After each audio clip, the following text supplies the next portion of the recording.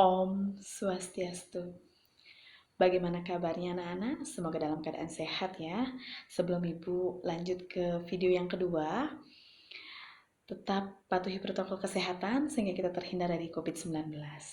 Nah, selanjutnya, untuk video kedua kali ini, Ibu akan bahas mengenai tingkatan yadnya dan nilai-nilai yadnya dalam Ramayana. Tetap dalam kompetensi dasar, yaitu nilai-nilai yadnya dalam Ramayana. Baiklah, untuk itu kita lanjut ke tingkatan yadnya.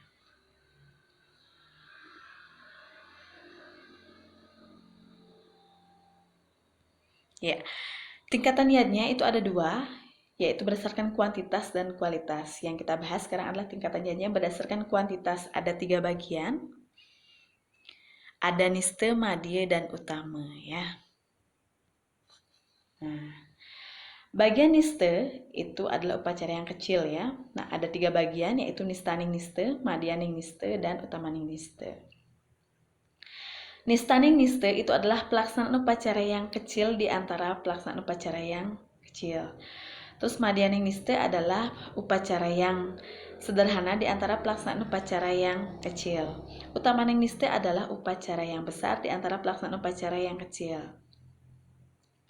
Yang kedua ada madhya, ada 3 bagian, nistaning madhya, madhyaning madhya, utamaning madhya. Dalam pelaksanaan upacara yang kecil di antara pelaksanaan upacara yang sederhana itu namanya adalah nistaning madhya.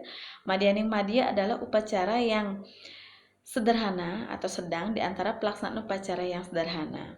Terus yang ketiga ada utamaning madhya adalah pelaksanaan yadnya yang besar di antara pelaksanaan yadnya yang sederhana.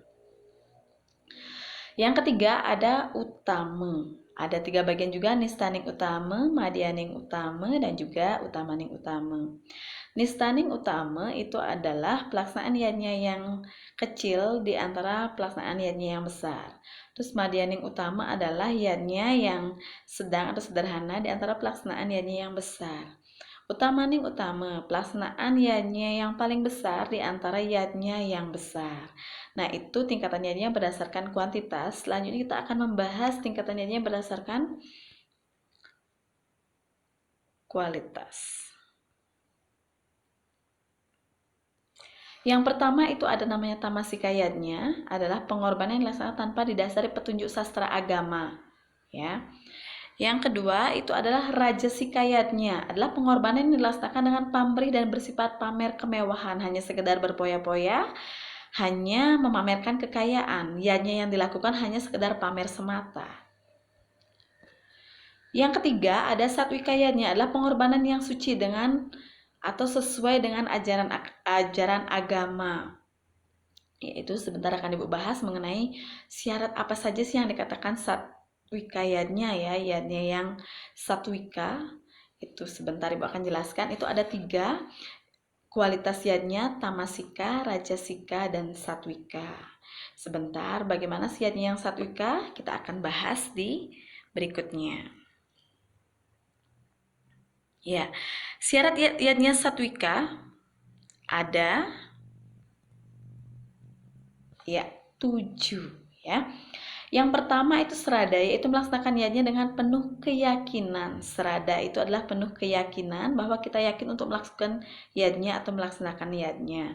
Yang kedua adalah lascarya, yaitu melaksanakan yadnya dengan penuh keikhlasan. Kalau sudah ikhlas berarti tanpa pamrih ya. Nah, untuk yang ketiga, sastra, yaitu melaksanakan yadnya didasari oleh sastra atau dresta, yaitu bersumber dari Sruti, Semerti, Sila, Acara, dan Atmanastusti ya. Yang keempat itu ada daksina, yaitu melaksanakan yadnya dengan persembahan. Yang kelima ada mantra dan gita, yaitu melaksanakan yadnya dengan melantunkan mantra suci atau kekidungan ya. Yang keenam, anasewa, yaitu melaksanakan yadnya dengan jamuan makan kepada para tamu. Kita sebagai orang yang melakukan atau melaksanakan upacara wajib untuk menjamu tamu atau memberikan makanan kepada para tamu ya. Yang ketujuh, itu ada nasmita. Nasmita itu melaksanakan niatnya tidak untuk pamer. Niatnya yang kita lakukan sesuai dengan tujuannya, sesuai dengan apa yang kita miliki tanpa memamerkan kekayaan ya. Seringkali bahwa di masyarakat sering terjadi yang namanya istilahnya memamerkan, hanya sekedar memamerkan atau mengendog-endogan istilah Balinya ya. Kalau dia bisa melakukan niatnya dengan begitu mewahnya, kita ingin lebih daripada itu. Bukan itu sebenarnya. Yang jelas sesuai dengan tujuannya, dengan maknanya, hanya yang kita lakukan dengan penuh keikhlasan, penuh dengan syarat yannya satwika, yannya pasti akan diterima. Tidak mesti kita mengikuti yang tidak sesuai dengan kemampuan kita ya. Nah, berikutnya setelah tingkatan niatnya, kita masuk pada nilai-nilai niatnya dalam Kitab Ramayana. Sebelumnya, apakah kalian sudah mengenal apa itu Kitab Ramayana ya? Kitab Ramayana itu adalah Kitab Ramayana merupakan bagian daripada Itihasa yang ada pada Weda Semerti. Itihasa itu ada dua ya, ada Ramayana, ada Mahabharata. Itihasa itu adalah cerita yang berkaitan dengan epos kepahlawanan ya. Ada Ramayana dan juga Mahabharata. Nah, yang kita bahas di sini adalah Ramayana ya. Ramayana adalah sebuah epos kepahlawanan yang ditulis oleh seorang maharsi yang bernama Maharsi Walmiki ya. Terdiri dari 7 episode cerita yang disebut dengan Saptakanda. Ada 7 cerita, ada 7 episode ya dalam cerita Ramayana. Nah, Ramayana itu apa sih? Ada istilah Rama dan Yana yang menceritakan perjalanan Sang Rama. Ramayana adalah sebuah epos kepahlawanan yang menceritakan perjalanan Sang Rama. Apa sih hubungannya? Ya, apa sih hubungannya kita kenapa bercerita Ramayana? Nah, dalam cerita Ramayana tersebut, dari epos berbagian-bagian kanda itu ada bagian-bagian ceritanya yang mana dalam cerita tersebut dalam epos Ramayana ada nilai-nilainya. Apa saja yang dilakukan dalam epos Ramayana tersebut? Ada bagian-bagiannya. Nah, 7 epos atau saptakanda itu terdiri dari yang pertama itu namanya adalah Balakanda. Ya, yang kedua itu adalah Ayodhya Kanda. Yang ketiga ada Aranyaka Kanda. Yang keempat itu ada Kiskindha Kanda. Yang kelima ada Sundara Kanda. Yang keenam ada Yuddha Kanda. Yang ketujuh itu ada Uttara Kanda. Itu 7 epos Ramayana terbagi menjadi yang namanya Sapta Kanda. Ya. Yang pertama, Balakanda ya.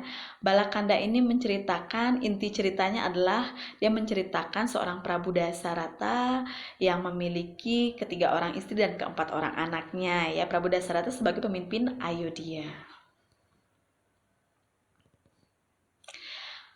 Ya, berikutnya adalah yang kedua, ada Ayodhya Kanda. Intinya di sana adalah penobatan tahta oleh Prabu Dasarata kepada putranya. Prabu Dasarata memberikan tahtanya tersebut kepada Rama. Akan tetapi, ya, Dewi Kekayi, istri kedua daripada Prabu Dasarata itu menginginkan bahwa Bharata yang menjadi pewaris tahta. Nah, dari sanalah terjadi konflik mengenai penobatan tahta oleh Prabu Dasarata. Nah, pada intinya adalah di sana ada penobatan tahta oleh Prabu Dasarata kepada putranya. Yang ketiga ada Aranyaka Kanda. Dari cerita tersebut, dari perjalanan Rama tersebut, di sana terjadi penculikan Sita oleh Rahwana ya di Aranyaka Kanda. Nah, di bagian Kiskindha Kanda itu adalah persahabatan antara Rama dengan Sugriwa, sangat terlihat jelas ya di sana. Terus pada bagian Sundara Kanda, Hanuman sebagai kera kepercayaan Sugriwa ya, memberikan pertolongan ya. Berikutnya ada Yuddha Kanda. Ya, Yuddha Kanda ini bahas tentang pembuatan jembatan menuju Alangka. Nah, Uttara Kanda. Ya, Uttara Kanda itu adalah salah satunya inti ceritanya adalah bahwa Rama menyaksikan kesucian Sita setelah kembalinya Sita dari penculikan Rahwana.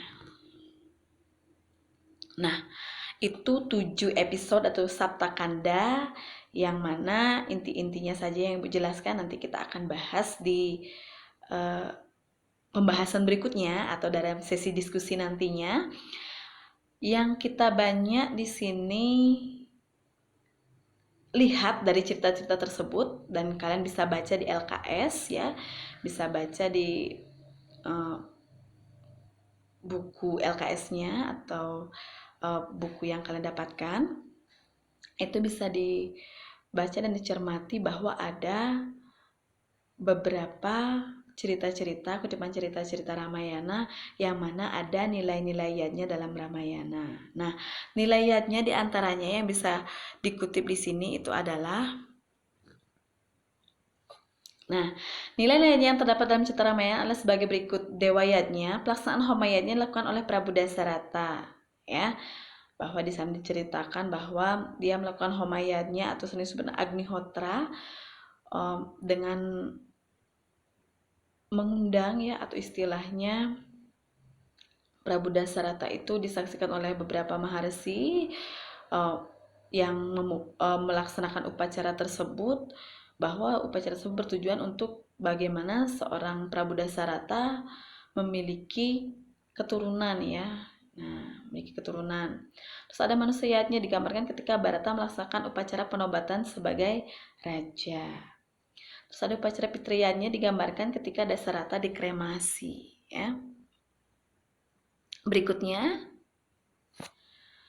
resiatnya Rama dan Sita sangat menghormati Resi Walmiki ya. Terus yang berikutnya adalah butayatnya yang ada digambarkan ketika pelaksanaan Agnihotra juga dilakukan butayatnya untuk menetralisir lingkungan dan menjaga keseimbangan alam semesta. Nah, itu ada beberapa nilai-nilainya dalam Ramayana. Nanti juga bisa kita baca dalam buku pegangan kalian yang didapatkan di sekolah, juga buku paket bisa. Nah, silakan kalian pelajari dan semoga nilai-nilai dalam Ramayana bisa kalian ambil contoh-contohnya dalam cerita tersebut. Kalian bisa membaca. Nanti ini adalah kutipan sebagian cerita Ramayana. Nanti yang lebih jelasnya kita bisa baca. Karena keterbatasan waktu, maka daripada itu, untuk materi tingkatan yadnya dan nilai-nilai dalam Ramayana kita cukupkan sampai di sini ya. Untuk berikutnya kita akan sambil menunggu video selanjutnya ya, semoga video ini bermanfaat bagi pembelajaran, khususnya adalah siswa-siswi Ibu. Semoga kalian bisa mendapatkan manfaatnya dari video yang Ibu buat dalam bentuk materi nilai-nilaiannya dalam Ramayana bagian kedua ini. Sekian dan terima kasih. Sampai ketemu di video selanjutnya. Baiklah, akhir kata Ibu tutup dengan Paramasanti. Om Santi Santi Santi Om. Ya.